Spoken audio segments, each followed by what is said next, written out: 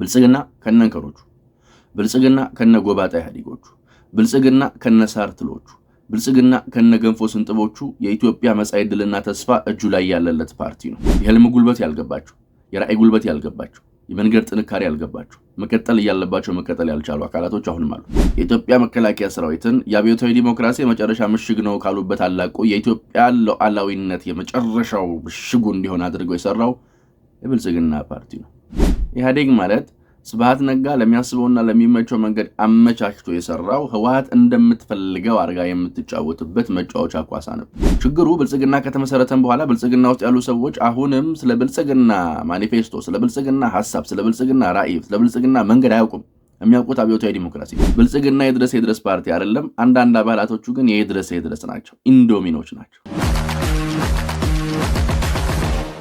ሰላም ጤና ይስጥልን ውድ የዮሐንስ ኮርነር ቤተሰቦች እንዴት አላችሁ? እንዴት ሰነበታችሁ? አላችሁ ወይ? አለን። እኛ ዛሬም እንግዲህ ዳግም ተመልሰን መጥተናል። በተወሰኑ ርዕሰ ጉዳዮች ላይ የምንነጋገር ነው የሚሆነው። የዮሐንስ ኮርነር ቤተሰቦቻችን አሁንም ዮሐንስ ኮርነርን ላይክ፣ ሼር፣ ሰብስክራይብ ማድረጋችሁ እንዳይረሳ። ላልተሰማ እንዲሰማ፣ ላልተደረሰ እንዲደርስ ደግሞ በዛ አግዙን። እስካሁንም እያገዛችሁ ላላችሁ እጅግ አድርጌ አመሰግናለሁ። በቅርብ ቀን እጅግ በተደራጀ ሚዲያና እጅግ ድንቅ በሆነ ላይ ስርጭት እንደምንመጣ ባለሙሉ እምነት ነን። ተስፋን የሰጥ የታመነ ነው ብለን ነው የምንጀምረው የምንጨርሰው እና ላይክ፣ ሼር፣ ሰብስክራይብ አድርጋችሁ መጀመራችሁ እርግጠኛ ሁኑ። ዛሬም በተወሰኑ ጉዳዮች ላይ እንነጋገራለን። የብልጽግናው ከባድ ሚስጥር እና የህወሓት የቁልቁለት ጉዞ እጅግ ከባዱ አደጋ። በእነዚህ ርዕሰ ጉዳዮች ላይ የምንነጋገር ነው የሚሆነው። እንግዲህ እንደምታውቁት የኢትዮጵያ ፖለቲካ ለስላቅ ይቀርባል፣ ለሳቅ ይቀርባል፣ ለመዝናኛነት ይቀርባል።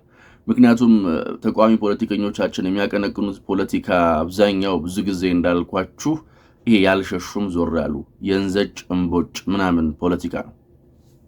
ይሄ የሚያቀነቅኑት የፖለቲካ መንገድ ደግሞ ረብ አልባ ሆኖ ሁሉንም ይዟቸው ገደል ሲገባ እንመለከታለን። በአሁኑ ሰዓት በኢትዮጵያ ፖለቲካ ውስጥ ራሳቸውን እንደ ሀያል የሚያዩ አካላቶች አሉ። ለምሳሌ ይሄ ቀድሞ በኢትዮጵያ ኒትስነት ካምፕ ውስጥ የነበረው ከዛ ተነጥሎ በምንድን ነው የሚባለው በአማራ ብሔርተኝነት ስም የተሸሸገው የነ አንዳርጋቸው ጽጌ ቱቲ፣ የነ መሳይ መኮንን መቻል፣ የነ ፋሲሌን ያለም ክብሪት ካምፕ አለ። ይህ ካምፕ እንግዲህ አዝማች አለው። አዝማቹም ደግሞ እንደምታውቁት ረጅሙ ሰውዬ ነው። ረጅሙ ሰውዬ ከሰሞኑ ከሳውዲ እስከ ግብጽ እየተመላለሰ ነው የሚገኘው። ይህንን ስራውን ከሚያቃልጡለት የሚዲያ ሰዎች መካከል ደግሞ እነኚህ ሰዎች ናቸው። እነኚህ ሰዎች በጣም በርካታ በሽታ አለባቸው። በጣም በርካታ የጸና በሽታ አለባቸው። ካሉባቸው በሽታዎች መካከል አንዱ ደግሞ አብይን ከጠላና አብይን ከተጸየፈ አካል ጋር በሙሉ ለመሰለፍ አሁን ላይ ወደኋላ አይሉም። ለምን ብትሉ ኢሳይያስ የጠላውን የመጥላት በሽታ ስላለባቸው። ኢሳይያስ የተጣላውን የመጣላት ግዴታ አለባቸው። ግዴታቸው ያን ለማድረግ አይችሉ። ሁሉናቸው ነው ለመኖር ያን ያደርጋሉ። ስንት ዓመት ለመኖር እንደሆነ የሚያውቁት እነሱ ናቸው። በጣም ብዙ ጊዜ እኔ አንዳርጋቸውን ጽጌ ሳይ አንድ አባባል ትዝ ይለኛል። ይሄ ዝም ብላችሁ ነጭ ጸጉር ያበቀለ ለእድሜ ጸጋ የሆነለትን ሰው በእድሜ ጸጋነት ነጭ ጸጉር የሆነ ሰው ሙሉ ምክር አትቀበሉ። ሞኝም ያረጃል፣ ጅልም ያረጃል፣ ባንዳም ያረጃል፣ አላዋቂም ያረጃል፣ ኮልኮሌም ያረጃል። እና አንዳርጋቸው ጽጌ የዚህ አይነት ሰው ምሳሌ ነው። አሁን ፋኖን እየጋለበ መጥቶ 4 ኪሎ መግባት ይናፍቀዋል፣ ያምረዋል። ግን ያንን ማሳካት ይችላል ወይ? አይዶን ነው። እንደምታውቁት የነኚህ ፖለቲከኞች ካምፕ አብይን የጠላ ሁሉ እንደፈለገ የሚተኛቸው ፖለቲካዊ ግልሙትና የተጣባቸው ሰዎች ናቸው። ልክ እንደ ሜሪ አርምዴ ልክ ይመጡና በቃ አብይን በመጥላት በሚባል እንትን ነው ከኛ ጋር ፖለቲካዊ ግልሙትና እንፈጥም ሲባሉ ምንድን ነው የሚሉት? እንተኛ ካላችሁ እንገንደሰው፣ መኝታ እንደሆነ ቀርቷል ታንድ ሰው። እንተኛ ካላችሁ እንገንደሰው፣ መኝታ እንደሆነ ቀርቷል ካንድ ሰው ነው የሚሉት። ከባድ በሽታ ተጣብቷቸዋል። ከባድ ህመም ይዟቸዋል። የነኚህን ሰዎች የውስጥና የባንዳ ጥቅሻ በጣም ጸንቶ እንዲያሸንፍ የህወሓትን የብልጠት መንገድ እንዲረታ ለአብይ አህመድ አንድ መንገድ ረድቶታል። የብልጽግናው ምስጢር፣ የብልጽግናው መወለድ፣ የብልጽግና ቁመና። ብልጽግና ከነንከሮቹ፣ ብልጽግና ከነጎባጣ ኢህአዴጎቹ፣ ብልጽግና ከነሳርትሎቹ፣ ብልጽግና ከነገንፎ ስንጥቦቹ የኢትዮጵያ መጻኢ ዕድልና ተስፋ እጁ ላይ ያለለት ፓርቲ ነው። ብልጽግና ሩቅ ወዳለው ቁልቁለት መሄዱን ትቶ አጠገቡ ወዳለው አብይ ወደሚባል ከፍታ መውጣት የጀመረ ቀን ብልጽግናዎች ሩቅ ወዳሉት ቁልቁለቶች ማማተራቸውን ትተው አብይ ወደሚባል ተራራ ማየት የጀመሩ ቀን በጣም በርካታ ችግሮቻችን ይፈታሉ። አሁን ችግር የሆነው በብልጽግና ማሊያ በብልጽግና ሹኪያ እየበሉ በሌሎቹ ማንኪያ መጉረስ የሚያምራቸው ተመሳስሎ መኖር የማይደክማቸው የትላንት እስረኞች የዛሬ ተጋላቢዎች መበረከታቸው ነው። እዚህ ውስጥም አሉ፣ ብልጽግና ውስጥም አሉ። ባይዘው ምንም ይሉ እንተኛ ታላችሁ እንገንደሰው መኝታ እንደሆነ ቀርቷል ታንድ ሰው እንተኛ አካላችሁ እንገንደሰው መኝታ እንደሆነ ቀርቷል ካንድ ሰው የሚሉ የህልም ጉልበት ያልገባቸው የራእይ ጉልበት ያልገባቸው የመንገድ ጥንካሬ ያልገባቸው መቀጠል ያለባቸው መቀጠል ያልቻሉ አካላቶች አሁንም አሉ። ለኢትዮጵያ መቀጠል በጣም ወሳኝ ከሆኑ ድሎች መካከል አንዱ የብልጽግና መፈጠርና መወለድ እጅግ የጸና ዘመናዊ ትጥቅ ያለው መከላከያ ሰራዊት ያየነው በብልጽግና ማሊያ ነው። ትላንት ኢህአዴግ የነበሩ ሰዎች ወይም ኢህአዴግ አገር አለጋግጦልናል የሚሉትን ትክክለኛውን ፌዴራሊዝም ያየነው በብልጽግና ዘመን ነው።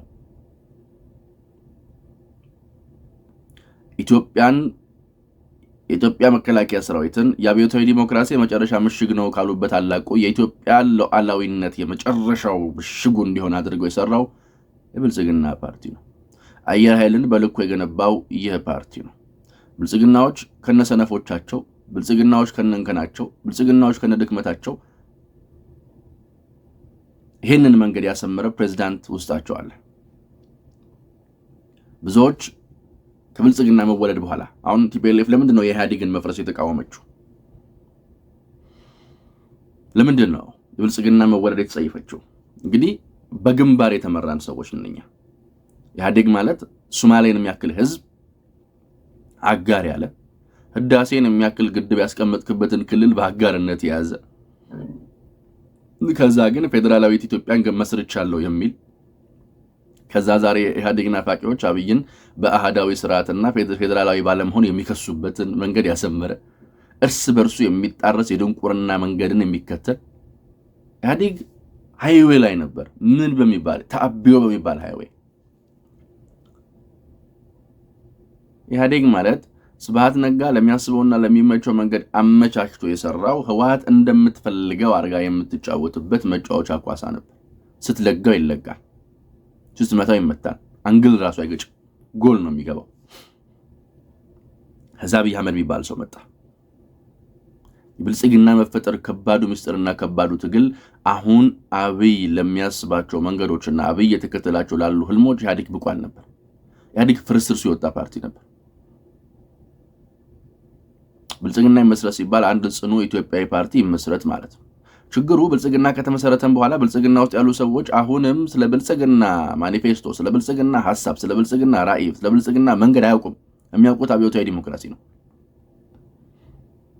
ከግምገማ ወደ ስልጣን ያሻገራቸውን ፓርቲ ከመመርመር ይልቅ ከግምገማ ወደ ግምገማ የሚያሸጋግራቸውን የአብዮታዊ ዲሞክራሲ ስላቅ ሸምድዶ ዛሬም በዛ ውስጥ መናወዝ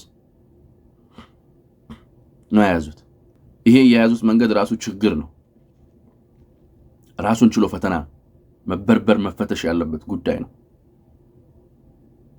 ብልጽግና ባይፈጠር ኖሮ ብልጽግናን መውለድ ባይቻል ኖሮ ኢትዮጵያውን ከባሰችበት ጥንቅጥ ውስጥ አትገባም ነበር። በጣም በርካታ ጥንቅጦች ውስጥ ትገባ ነበር።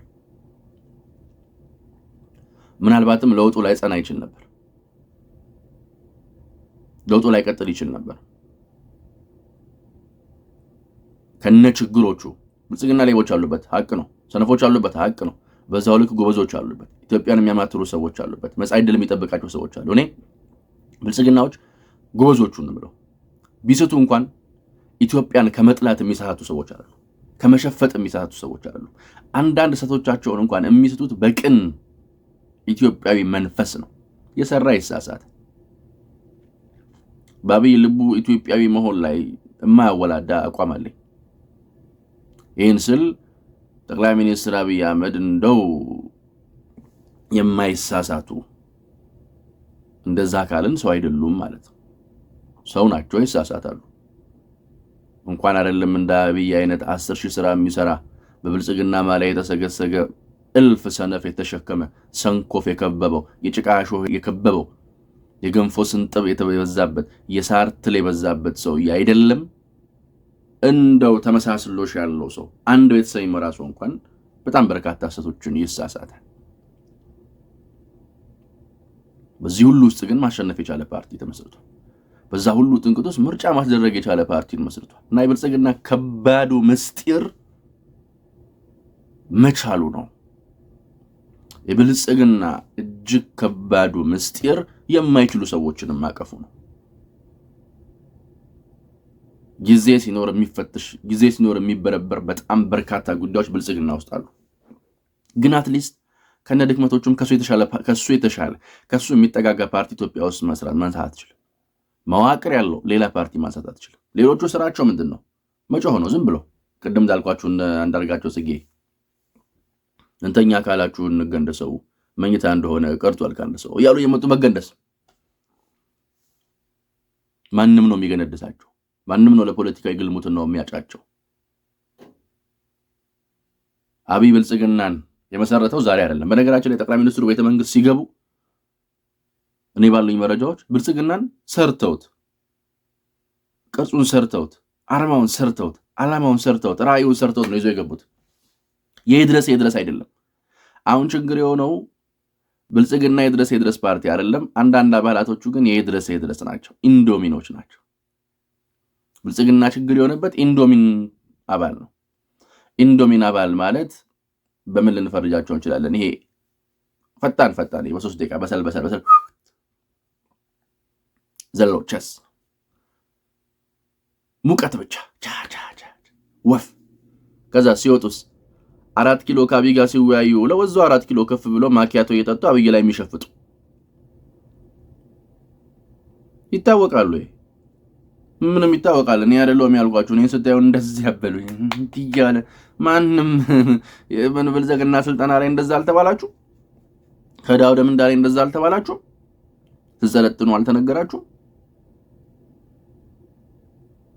ባለፈው የልም ጉልበት ላይ እንደዛ አልተባላችሁ? ብልጽግና ማለት እኮ በዚህ ሁሉ ጥንቅጥ ውስጥ ዳሴን እመርቃለሁ የሚል ከ6 ወር በኋላ ዳሴን እመርቃለሁ ሰርቼ ለውጪ ምናምን የሚል ፕሬዝዳንት ያለው አካል። ከዛስ እነሱ ይቋምጡላል። ሩቅ ነው የሚያዩት እንደዚህ ብለው። አጠገባችሁ ወዳለው ከፍታ መውጣት ምን ያዛችሁ? እዛ ከፍታ ላይ የኢትዮጵያ ርቀት አለ። እዛ አብይ የሚባል ከፍታ ላይ ወደብ የሚባል ጨዋታ አለ። እዛ አብይ የሚባል ከፍታ ላይ ኢትዮጵያን በልኳ የማሳየት የዲፕሎማሲ መንገድ አለ። እዛ አብይ የሚባል መንገድ ላይ ኢትዮጵያን በርቀት የሚያሳይ መንገድ አለ። እናንተ እታች ሰው እንዴት ለህዋት እንትን ይላል? ብልጽግናው ተሰግስጎ ለፋኖ መንገድ የሚያሳልጥ በጣም በሻለ። ብልጽግናው ተሰግስጎ የህዋት መምጣት የሚናፍቀው በጣም ብዙ አካል አለ። ህዋት አሁን ራሷን ችላ ከባድ አደጋ ተጋርጦባታል። መከላከያ ያወጣው መግለጫ ሰምታችሁታል። የፈጠረችው አሊያንስ ህዋት ራሷ እንደነዚህ አካላቶች ሆናለ። ሻዕቢያ ጠላት ሄዳ ትገነደሳለች። እንተኛ ካላችሁ እንገንደሰው መኝታ እንደሆነ ቀርቷል ካንደ ሰው ብላ እዛ ፋኖ ሚስጥራት እዚህ እነ ጀነራል ምግበይ የገቡበትን ውጥረት መውጣት እንዳቃታቸው ሚዲያዎቻቸውን የሚከፍሏቸውን ሰዎች አይተን መመልከት እንችላለን። አላረግንም ምናምን የሚደረስበት አልመሰላቸውም ነበር። መንግስት የፕሪቶሪያን ስምምነት ለማስጠበቅ የሄደበትን መንገድ ወደ ኋላ ጥለዋል። ብልጽግና እንደ ፓርቲ ጠቅላይ ሚኒስትር አብይ አህመድ እንደ ፓርቲ ፕሬዝዳንትና እንደ ኢትዮጵያ ጠቅላይ ሚኒስትር ታሪክ ከሚያነሳላቸውና ታሪክ ከሚያወድስላቸው አንዱ ተግባራቸው አንዱ በድል ማጠናቀቅ የሚችሉትን ጦርነት ለሌላ ጦርነት መነሻና መንደርደሪያ በማይሆን ምክንያት በሰላማዊ ስምምነት እንዲቋጭ ያደረጉት እጅግ ብስለት የተሞላበት አካሄድና መንገዳቸው ነው። ይህንን አመንክም አላመንክም፣ ወደድክም ጠላህም፣ ፈለክም አልፈለክም የምትቀበለው ሀቅ ነው። ተቀበለው። መቀበል አለብህ። ስለዚህ ሁለቱም መንገድ ውስጥ አሁን ፋኖ እያቀነቀነው ያለው መንገድ አለ። ይሄ ትናንትናም ከትናንት በስቲያም ስናነሳላችሁ የነበረው በክልል ውስጥ የሚፈጽመው ግፍ አለቆቹ ማን እንደሆነ ያስታውቃል። መምህር የሚገድል ዶክተር የሚገድል ትምህርት ቤት የሚያፈናቅል ከሆነ አዛዦቹ ያንን እንዲያደርግ አዘውታል ማለት ነው። አዛዦቹ ደግሞ እሱ ነፃ ላወጣ ፈልጋለሁ የሚለው ህዝብ ጠላቶች ከሆኑ ማሰብ ነው።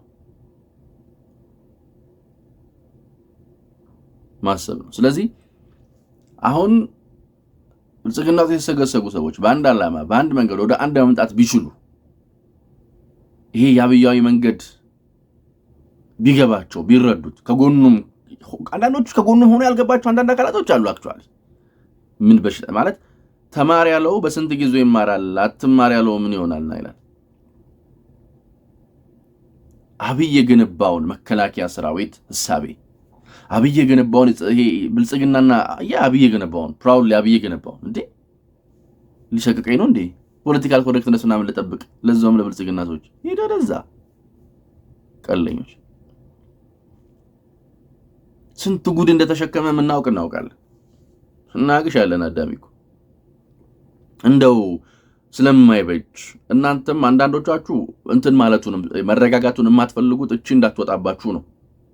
እንደው ስለማይበጅ ስለማይጠቅም ለሌላው አብይን ለመግረፊያነት አለንጋ ለሚፈልገው አካል መጠቀሚያ እንዳይሆን በሚል በዝምታ ታልፋችሁ እንጂ አብይ የቻለው ጉድ ትንሽ ስትነኩ ሄዳችሁ ብሔራችሁስ ነው ተደበቁት ይታወቃል።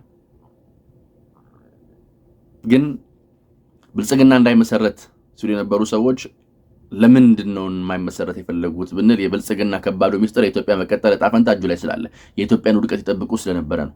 በጣም በርካታ ሚስጥሮች በነገራችን ላይ የብልጽግና ውስጣዊ ሽኩቻ ውስጥ አለ። ይህንን እንደው ጊዜ ሲጠቅም ጊዜ ሲመጣ አነሳላችኋለሁ። አሁን ማንሳቱ ምናልባት ለሌሎች አካላቶች መጠቀሚያነት እንዳይሆን በሚል ስጋት ፍራቻ ማለት ነው። እና ዶክተር አብይ አህመድ ከስኬቶቻቸው አንዱ ብልጽግና መመስረታቸው። የብልጽግና መመስረት በጣም በርካታ ጉዶችን አሸንፏል። ብልጽግና መመስረትና ምርጫ ማድረጉና 5 ዓመቱ በምርጫ ውስጥ መቀጠሉ በጣም ጠቅሞናል። ምን ልንሆን እንደምንችል እንዳልኳችሁ ህወሓት አሁን ከባድ አደጋ ውስጥ ገብታለች። በሻዕቢያም በህወሓትም በሻዕቢያም በፋኖ መሃል መጫወት አምሯታል። በሻዕቢያ በፋኖ መሃል መጫወት ያማራት ጥንካሬዋ አላ መስሏት ነው። ነገር ግን አረጣለች። ከዛ በኋላ ከህዝቡ ከፍተኛ አመጽ እየተቀሰቀሰባት ነው። በተለይ ለውጥ ፈላጊው ኃይል እሷን እንደማያዳምጣት የተናገረ ነው። በተለይ ከዚህ በፊት ተጠቀምባቸው የነበሩ የሚዲያ ኃይሎችም ጭምር እሷ ላይ መዞራቸው ለሌሎች በጣም ከፍተኛ እክል እየፈጠረባት ነውና መቀጠሏ ብዙ አስተማማኝ አይደለም። አሁንም ማሸነፍ እንደማትችል ደግሞ ጠንቅቃ ታውቀዋለች እና እነዚህን ጉዳዮች በደንብ አሰናስሎ ማየት ያስፈልጋል።